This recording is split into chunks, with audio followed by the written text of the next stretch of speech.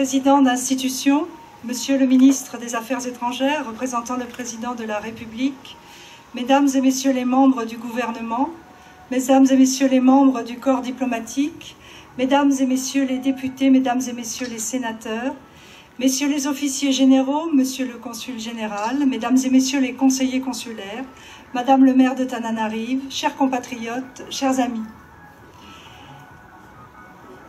Micho anare utuga, maurbe, manachi kazao, lanunan, isao, salamatuku. Après 4 années passées à Madagascar, un de mes regrets est de ne pas pouvoir aujourd'hui m'exprimer plus longuement en malgache et que d'une manière générale, les péripéties politiques ne m'aient pas permis de me consacrer davantage à la connaissance de la culture, des lieux, des arts et des lettres de la Grande Île. Il est vrai que les bouleversements intervenus au cours des derniers mois de la vie du pays, comme dans les relations bilatérales, nous ont laissé peu de temps. L'année dernière, à la même époque, nous étions dans l'incertitude. L'ensemble de la communauté internationale était préoccupé par la fragilité de la démocratie malgache. Mais grâce à la solidité des institutions et de leurs présidents, dont je salue ici la présence et le rôle remarquable qu'ils ont joué, grâce à l'attitude responsable des hommes politiques que l'on a vu rassembler dans un moment exceptionnel d'unité lors de la cérémonie d'investiture, grâce enfin à la sagesse des électeurs malgaches, le pays a franchi une étape décisive dans la stabilisation de la démocratie que les élections législatives viennent aujourd'hui consolider. L'élection du président Rajoel sur la base d'un programme ambitieux, posant les jalons clairs pour le développement, a donné une nouvelle dynamique à la relation avec la France. Emmanuel Macron et Ange Rajoel, fin mai à Paris, ont décidé de la mise en place d'une commission mixte qui va trouver une solution aux derniers irritants de notre relation bilatérale. Ils ont ensemble identifié dans le programme général de l'État les axes où la coopération française pourra le mieux répondre aux attentes. Parmi ces axes, la première demande a porté sur la sécurité des personnes et des biens, alors que la criminalité reste un fléau majeur, mais aussi la lutte contre les trafics et la protection de l'espace maritime et de ses ressources. L'armée de l'air est en pleine renaissance, comme l'a montré les aéronefs qui ont sillonné le ciel de Tananarive le 26 juin. La France, au travers de sa coopération de sécurité et de défense, appuiera cette mutation. Nous appuierons également l'équipement et la formation des forces de sécurité. Leur déploiement obéit à des règles de comportement qui doivent impérativement être maîtrisées. Si les Malgaches pouvaient cesser de vivre dans la peur, si l'État pouvait réinvestir l'ensemble du territoire terrestre et maritime, ce serait une grande avancée. Le deuxième axe est la réduction de la pauvreté en direction des populations les plus fragiles et de la jeunesse. Nous allons accompagner le ministère de l'Éducation nationale, améliorer les contenus et les outils pour que le plus grand nombre d'élèves aient accès à un enseignement de qualité. Améliorer l'adaptation de l'enseignement au marché du travail qui doit accueillir chaque année 500 000 nouveaux jeunes. Les deux présidents ont également convenu d'un effort accru dans le domaine de l'agriculture durable et notamment de la culture du riz pour parvenir à l'autosuffisance alimentaire. Le troisième axe concerne le développement économique auquel le président Rajoel souhaite associer les investisseurs privés. À la suite des entretiens qu'il a eus à Paris, une mission du patronat français viendra en octobre à Tananarive. Les entreprises françaises contribuent d'ailleurs déjà de manière concrète à l'amélioration des conditions de vie des Malgaches. Dans les prochains mois seront inaugurés le nouvel aéroport de Tananarive, construit par un consortium français, la nouvelle rocade financée par l'AFD et la BEI. Les travaux importants de barrages hydroélectriques devraient commencer l'année prochaine. C'est le gage d'une meilleure connectivité et d'une énergie plus abondante et moins chère, indispensable au développement. Je rappelle également que les entreprises françaises emploient plus de 50 000 personnes dans le secteur formel et contribuent pour une large part au budget de l'État. Certaines d'entre elles d'ailleurs aussi sont les sponsors actifs de cette cérémonie et je les en remercie vivement. Comme vous le voyez, les liens de confiance entre nos deux pays vont se consolider sur la base de saines et concrètes. Les ministres malgaches des Affaires étrangères, Monsieur le ministre de la Défense, de l'Éducation nationale, de la Communication et de la Culture se sont rendus ou vont se rendre en France. Des ministres français vont venir ici dans les prochains mois, ainsi qu'une mission parlementaire française. C'est dire l'intérêt soulevé par la nouvelle donne à Madagascar.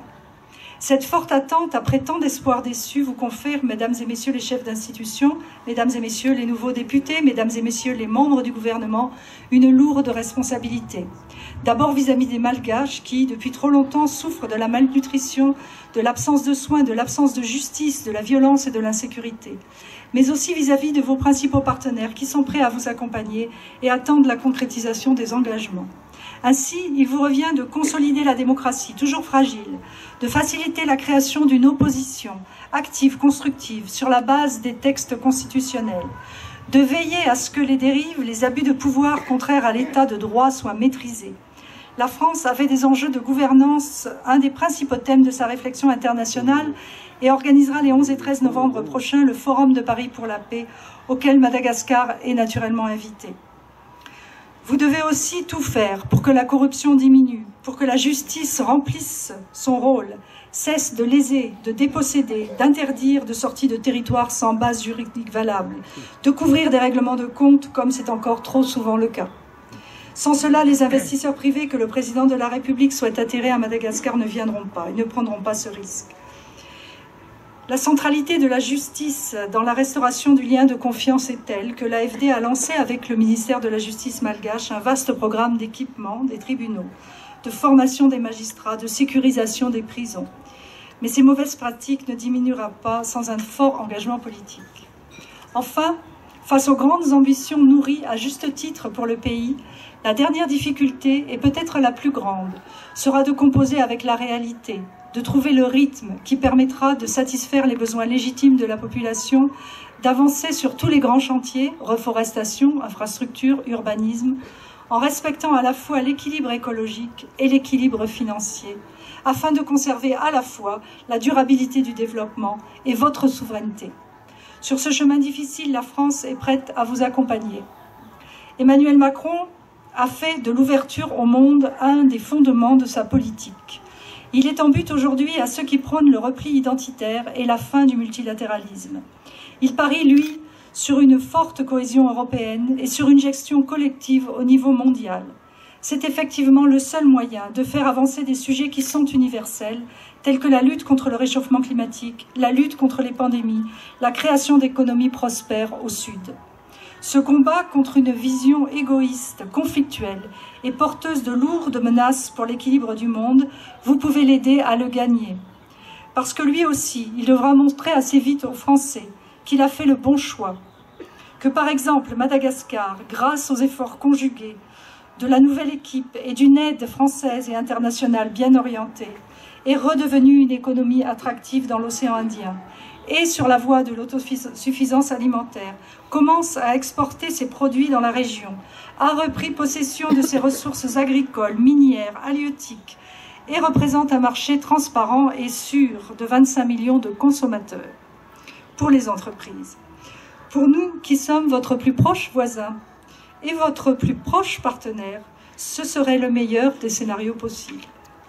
Mesdames et messieurs, vous comprenez mieux sans doute à présent le regret que nous éprouvons, mon mari et moi-même, à quitter Madagascar à la veille de telles perspectives. Nous avons passé ici 4 très belles années, grâce aux nombreux amis qui nous ont accueillis, guidés, expliqué ce pays à la fois si lointain et si proche. Nous vous en remercions tous très simplement et très chaleureusement. Mirari nisu sinitsar wanigreecha nitenaku. Velo matuku.